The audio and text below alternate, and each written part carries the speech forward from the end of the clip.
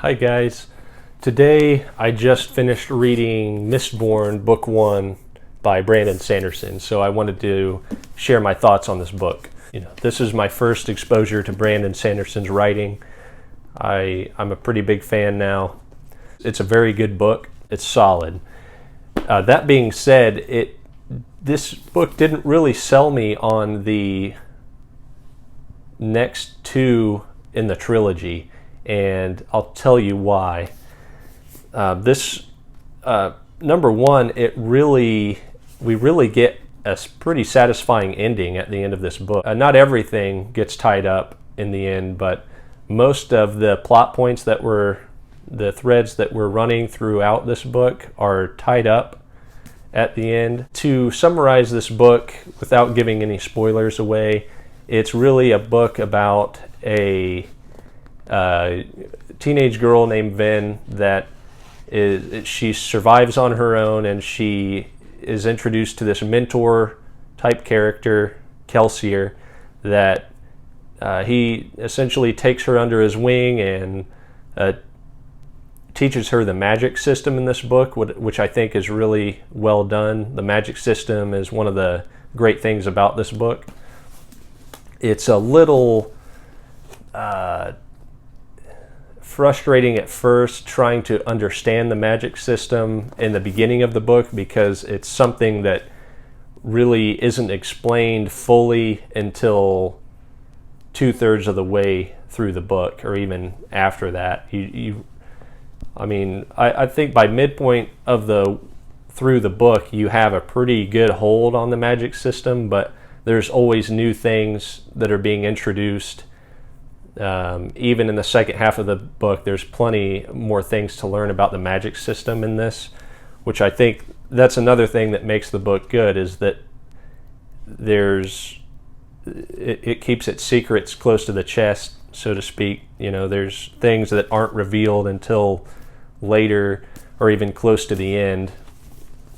And so basically, Vin and Kelsier Kelsier comes up with this heist, give the world back to the common people, so to speak, and crush the Emperor and rob the Emperor of his riches. And so that's basically what the plot of the book is, the general way of understanding it. And it does this really well.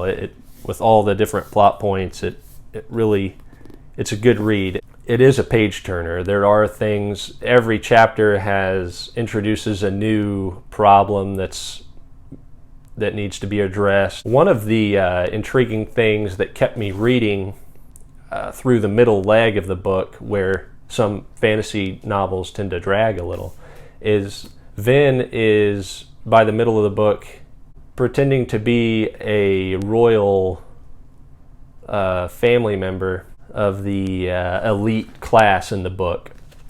So she's going to all these parties and trying to spy on the other royal houses a little bit, and that part was interesting. A lot of fantasy novels have this